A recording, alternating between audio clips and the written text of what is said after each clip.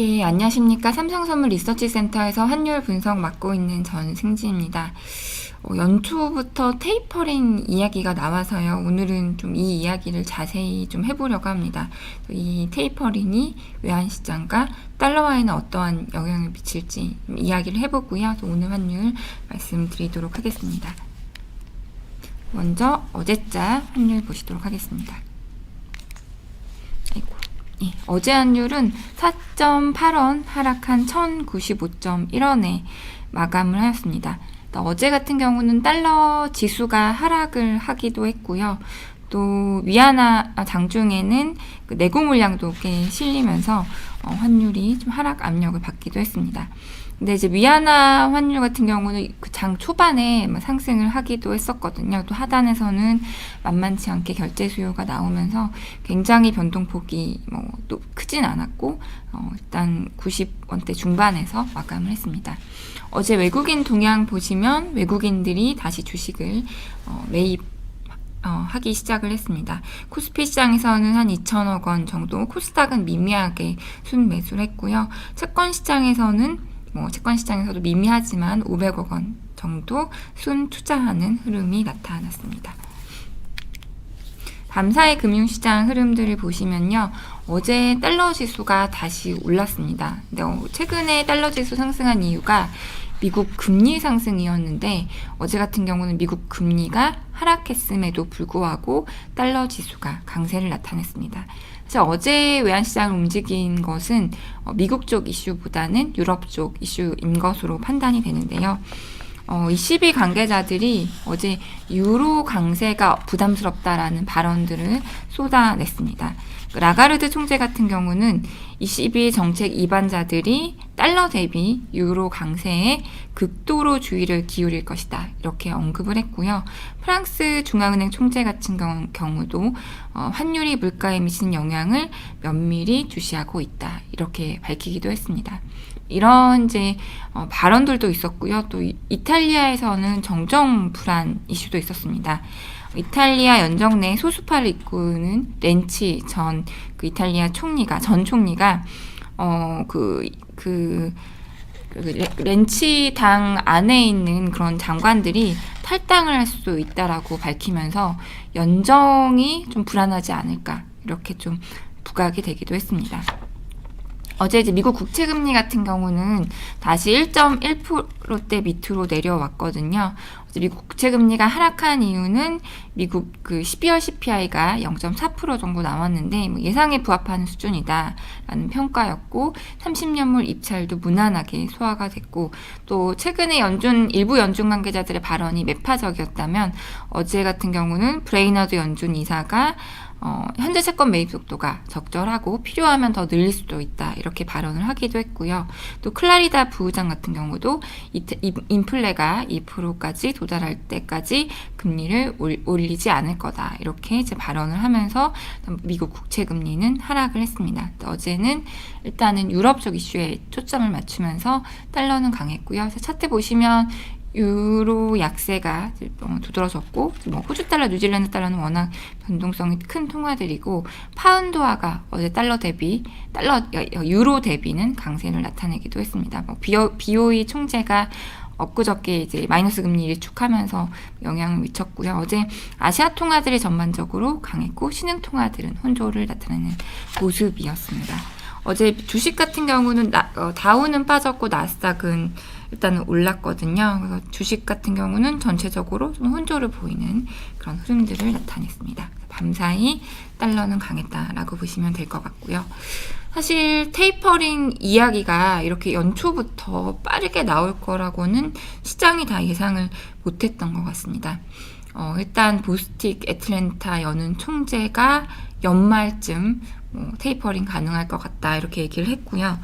또 원래 좀 비교적 매파적인 인물인데 카플란 댈러스 연은 총재도 연말 테이퍼링 가능성을 언급을 했습니다. 그럼 테이퍼링이 뭐냐? 일단은 연준이 채권 매입하는 양을 줄이고 결국에는 더 이상 늘리지 않게 만드는 그런 과정들을 테이퍼링이라고 보실 수가 있는데요.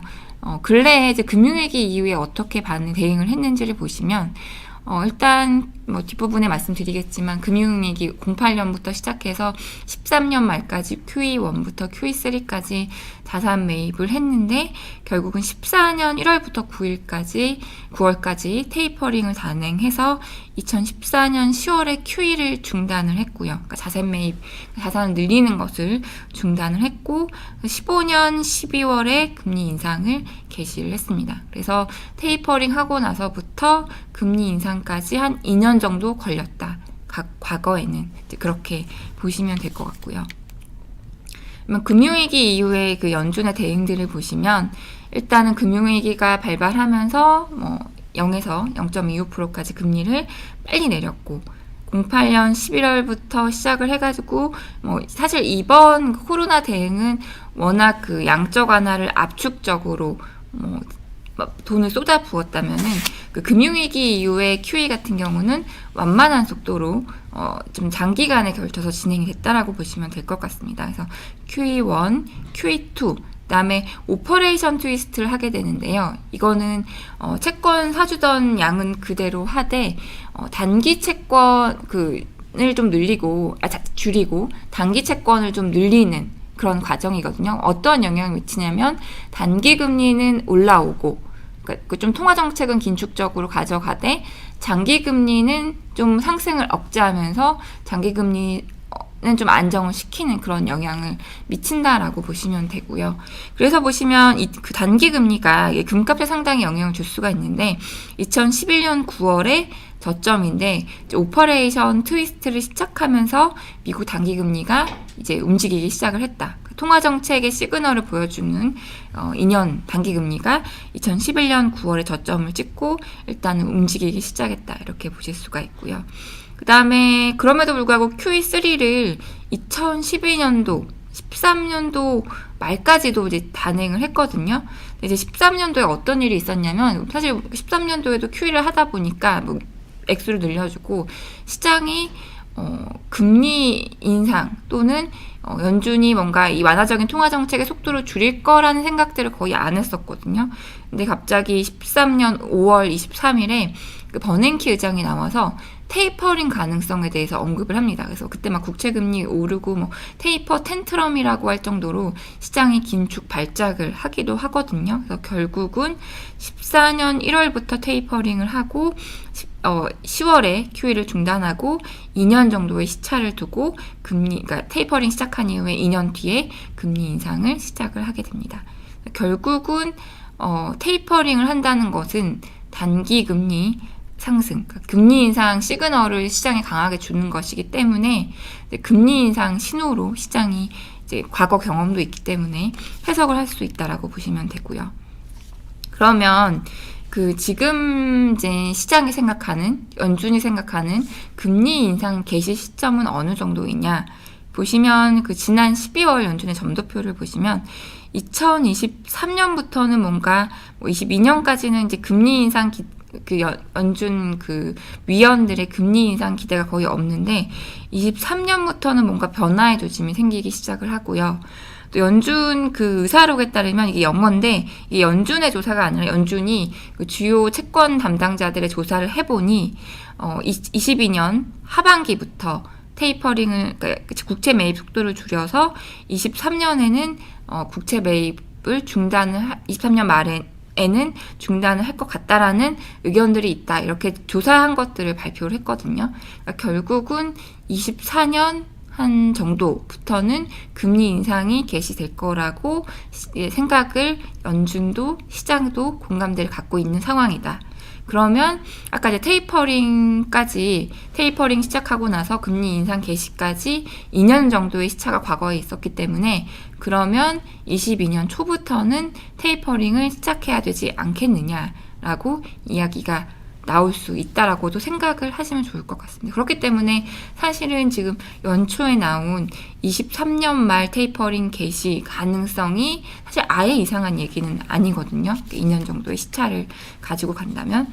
그러면 이제 올해 이제 연준 투표권자 구성도 한번 우리가 짚고 넘어갈 필요가 있을 것 같습니다. 앞으로 이제 사실 연준의 발언들이 굉장히 중요할 것 같거든요. 그러니까 어떻게 통화정책에, 사실 작년까지는 모두 다 이 초저금리를 상당 기간 유지할 거라는 데에 시장도 연준 관계자들도 공감대를 가지고 갔었는데, 이제는 우리가 정상생활로 복귀하는 그런 궤도에 있기 때문에 연준 관계자들도 생각이 달라질 수가 있어요. 이미 테이퍼링 이야기 나오기 시작하는 거 보면 이제 올해 이제 FOMC의 투표권자들이거든요. 파월 의장, 클라리다 이사, 랜들 컬스 이사, 여러 가지 이사들이 있는데, 이번에 이제 아까 이제 카플란 델러스 연은 총재, 그 다음에 사실 보스틱 그 테이퍼링 얘기한 보스틱 애틀랜타 연은 총재 같은 경우는 이제 올해 투표권자는 아니긴 하거든요. 그래서 올해 전체적으로 투표권자들의 성향이 어떤지 한번 보시면 될 것 같고, 이 관계자들이 어떠한 발언을 하는지 굉장히 주식시장에도 외환시장도 영향을 미칠 수 있기 때문에 이 분들의 발언들 계속 좀 관심 있게 보시면 좋을 것 같습니다. 그래서 굉장히 발언들이 분산될 것 같고요. 근데 결국은 이제 중심을 잡는 파월 의장과 클라리다 부의장이 어떻게 발언하는지, 비교적 파월은 한 중도, 그다음에 클라리다 같은 경우는 비둘기 성향을 가지고 있기 때문에 이제 이 사람들의 스탠스가 미묘하게 바뀌진 않는지 한번 계속 예의주시하시면 좋을 것 같습니다. 그러면 외환시장에는 어떠한 영향을 미칠 것이냐. 보시면 그 11년도, 여기 보시면 11년도의 달러 지수가 저점을 찍고 이제 막 조금 꿈틀꿈틀 했고, 사실 근데 11년도에 달러가 강세를 보인 거는 달러만의 요인이 아니라 유로존의 재정위기 이런 이슈들이 있었거든요. 그래서 본격 달러가 강세를 시작한 것은 14년도. 결국은 테이퍼링이 시작되고, 14년도 1월부터 테이퍼링이 시작됐다라고 이제 말씀을 드렸는데, 테이퍼링이 시작되고 금리 인상 시동을 걸기 시작한 14년도부터라고 보시면 될 것 같습니다. 그래서 결국은 테이퍼링을 한다는 것은 결국 미국이 금리 인상 시동을 걸기 시작한 거고, 달러가 지지를 받을 수 있는 요인이 될 수 있다. 근데 사실은 미국만의 통화정책이 중요한 것은 아니고, 다른 나라의 통화정책은 어떠한지도 사실 좀 중요할 것 같긴 하거든요. 근데 ECB는 빨리 금리를 못 올릴 것 같다라는 그런 생각들을 많이들 가지고 있는 그런 여건이고요. 그래서 사실은 지금 테이퍼링 얘기가 나오기 시작을 했지만, 이게 어떻게 보면 예고편 정도로 보시면 좋을 것 같아요. 이게 이제부터 달러 강세 시작이다라고 보시기보다는, 사실 진짜로 테이퍼링을 하기 전까지는 너무나 불확실성이 많고 허들이 있거든요. 일단은 가장 중요한 이슈는 백신이 진짜 효과가 있느냐. 그래서 진짜 시장의 예상, 전문가들의 예상대로 초여름쯤, 여름쯤이면 미국이 집단 면역에 들어가서 막 가을쯤 되면 우리가 정상 정도, 다른 신흥국들은 아니더라도 미국이 정상 생활로 들어가는 그런 궤도에 진짜로 오게 되느냐, 그 이슈가 제일 중요할 것 같고요. 만약 그렇게 된다면 우리가 21년 말, 22년 초에는 테이퍼링을 한번 생각해 볼 필요가 있다 라는 생각입니다. 아직까지는 예고편 정도로 볼 수가 있고요. 근데 그럼에도 불구하고 시장은 연준의 스탠스 변화에 예의주시할 수 있다라고 보시면 될 것 같습니다. 그러면 이제 중기적인 얘기를 좀 해봤고요. 오늘 환율을 말씀드리면, 일단 밤사이 달러가 이제 강세를 보였거든요. 그래서 NDF 환율은 97원 정도에 마감을 했습니다. 그래서 일단은 오늘 환율은 상승 쪽에 좀 무게를 싣고 있고, 사실 연초 지금 수급이 굉장히 복잡한 상황입니다.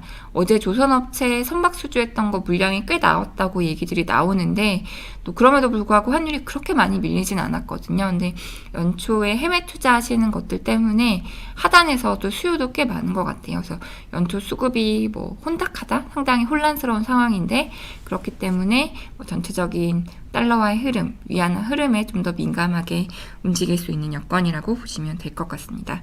지금 보시면 60일 이평선, 빨간 선인데요. 1108원 정도의 위치에 있습니다. 오늘은 90원대 중후반의 등락을 예상을 하고 있습니다. 그러면 질문 받도록 하겠습니다. 예.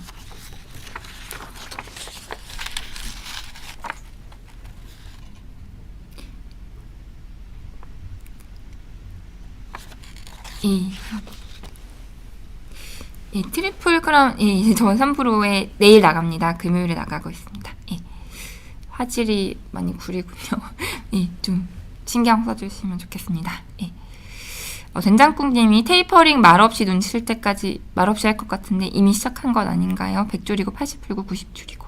근데 사실 그 연준의 자산 구성은 연준이 그 홈페이지에 계속 게시를 합니다. 그래서 말없이 줄이는 거는 조금 어려울 것 같고요. 그래서 어쨌든 시장이 또 막 연준이 이런 식으로 나오면 연준의 뭐 투명성이나 독립성에 대해서 계속 또 시장이 의문을 제시할 수 있기 때문에 또 시장이 좀 더 시장에게 더 좋은 시그널을 주려면 이제 막 은밀히 하지는 않을 것 같다는 생각이고요. 그래도 이제 말씀하셨듯이 그 된장국님 말씀하셨듯이 우리가 테이퍼링 할 수 있다라는 거를 염두에 두고 시장에 대응하는 것은 맞는 것 같습니다. 좀 위로 올려주시면. 헤일리 알리님이 테이퍼링이 실제로 도입될 시점은 언제쯤일까요? 달러는 그 전부터 반응하면서 오르겠죠. 근데 사실은 지금 아까 제가 말씀드렸듯이 금리 인상 테이퍼링 시작하고 금리 인상 개시까지 과거에는 2년이 걸렸다라고 말씀드렸거든요. 그러면 이제 지금 24년 초 정도를 금리 인상 시점으로 보고 있는데 그렇다면 결국 22년 초 정도가 금리 테이퍼링 개시 시점이 과거가 똑같이 재현된다면 이제 으로 좀 생각을 해볼 수 있을 것 같아요. 그래서 올해 만약에 이게 진짜 현실화 된다면 올해 말부터는 조금 이제 시장이 좀 뭐 약달러를 조금 걷어들일 가능성 좀 있을 것 같고요. 된장국님이 미국이 정상으로 미달러 상승이면 오늘 유로 전망은 유재현님이 하락일까요?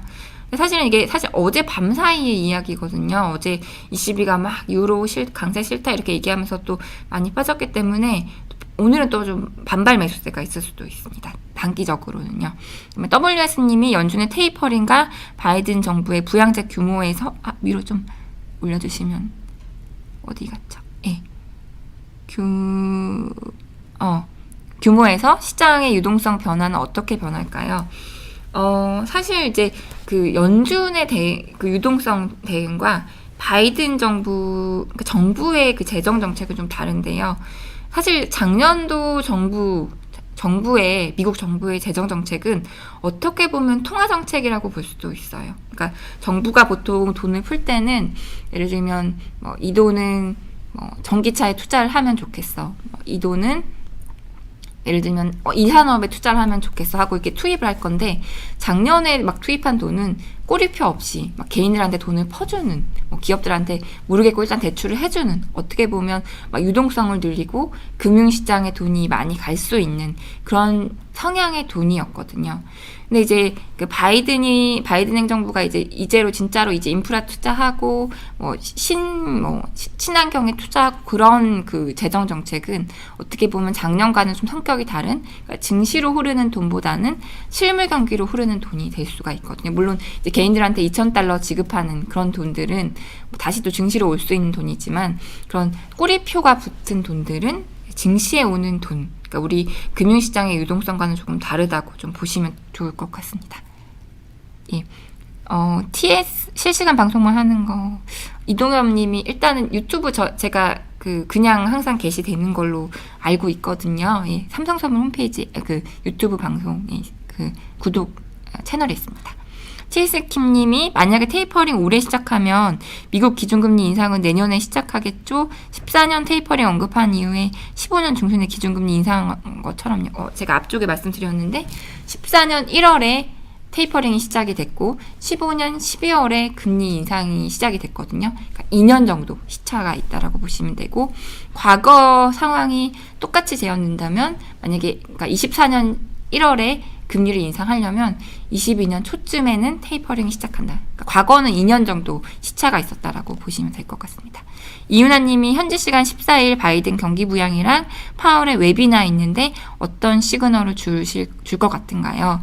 사실은 어떻게 보면 증시 달러 약세 우호적일 것 같고요. 어떻게 보면 증시 우호적 으로 볼 수가 있고, 파월 의장 같은 경우도 지금 그 일부 위원들이 또 매파적 발언을 했기 때문에 이 발언을 조금 중화시키는 발언을 할 것 같거든요. 어제 클라리다 부의장도 우리가 상당 기간 저금리 유지해 줄 거다 이렇게 달래는 발언을 했기 때문에 달래는 발언 쪽, 달러 약세, 증시 강세 쪽 발언일 것 같습니다. 티에이스킴님이 빠르면 내년 초겠군요. 네, 일단은 과거 시점이 똑같이 재현이 된다면, 과거 사례로 본다면 한 내년 초 정도로 시장은 이제 생각을 하고 갈 것 같다라고 생각이 됐고요.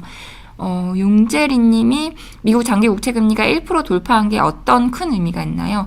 어떤 상징적인 의미라던가. 사실은 이제 미국 실물 경기가 이제 정말 정상으로 복귀가 될 수 있겠구나라는 것을 일단 시장이 반영을 하기 시작한 것이라고 볼 수가 있고요. 여기에는 정상 복귀뿐만 아니라 아까 블루 웨이브, 미국의 상원과 하원이 다 민주당을 잡게 되면서 진짜로 인프라 투자, 진짜 공격적인 미국이 경기 부양을 할 수가 있을 것 같다. 실물이 좋아지는, 그러면 실물 경기가 좋아질 수가 있고 물가가 오를 수 있고, 그렇기 때문에 이제 미국 장기 금리가 오를 수 있다. 이제 그런 것들을 다 압축해서 반영을 하는 것이기 때문에 의미가 적지 않다라고 이제 보고 있습니다. 캡틴 헐롱님이 작년 11월에 1200 한다는 소리에 달러 투자했다가 공장에서 이교대로 고생해서 번 돈 500만 원 손해봤네요. 함부로 예측 말고 정세만 알려주고 달러 강세 판단은 시장에 맡기세요. 예, 알겠습니다. 이람님이 연준의 말은 결국 실물 경기가 나아져야 긴축을 한다고 하는데 그에 참고할 만한 실업률 지표 등이 호조세를 보일 때 오히려 달러 강세로 바뀐다고 보고 있습니다. 맞습니다. 일단은 실물 경기를 보여주는 것이 가장 중요한 것이 결국은 고용 시장일 것 같거든요. 그래서 고용이 지금 좀 떨어지다가, 실업률 떨어지다가 천천히 떨어지고 있는데, 결국은 이제 이 실업률이 확실히 떨어져야 하는데, 연준 의사들이 또 고민하는 게, 아직까지 그 금융시장 과열에 대해서는 이야기를 하고 있지는 않거든요.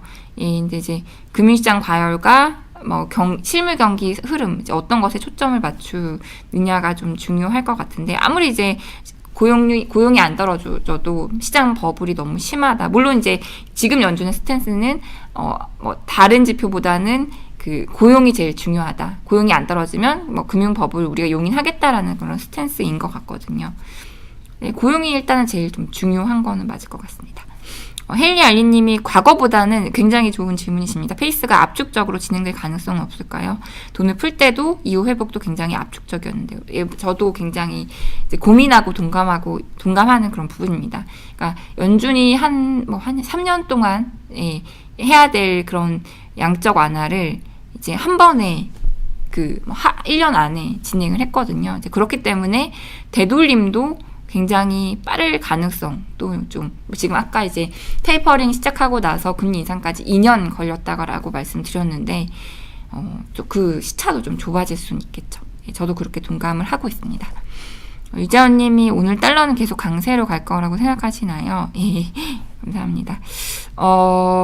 이게 단기 전망은 상당히 어렵습니다. 이제 오늘 이제 아까 말씀하셨듯이